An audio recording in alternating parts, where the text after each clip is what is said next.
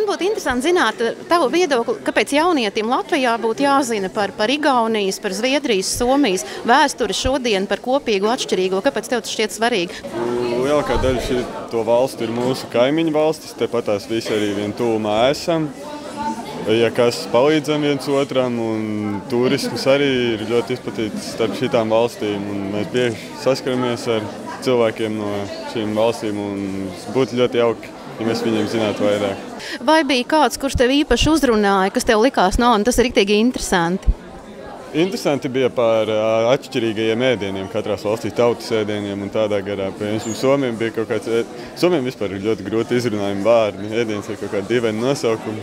Izskatās dīvaini. Man ļoti patīk par Zviedriju stends, kāpēc mēs dziedam par tiem svētkiem, ko viņi rīko. No sākuma bija mazāki apmeklētāji, bet arvien vairāk, un viņi tās tautas dziesmas dzied dažādas, un ka tas ir tā kā tradīcija.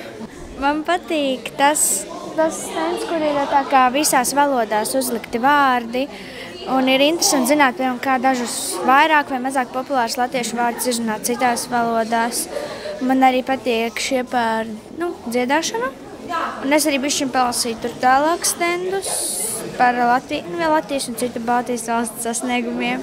Un jūs jau esat devusi īpašu uzdevumu, kas ir jāpilda šai klasē un arī nākamajām. Vai jūs varat izstāstīt? Tātad klase tiek sadalīta pa divi, un viņa darba uzdevums ir tāds izveidot darba lapu, kuru varētu izpildīt uzreiz nākamā klase, tātad 10. klasē, ja, pēc saviem ieskatiem uzdevums.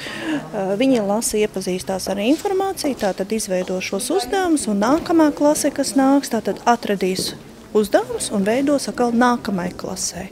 Un līdz ar to viņi gan iegūst informāciju, gan arī padomā, kā pasniegt tālāk šo informāciju, lai iegūtu arī citi.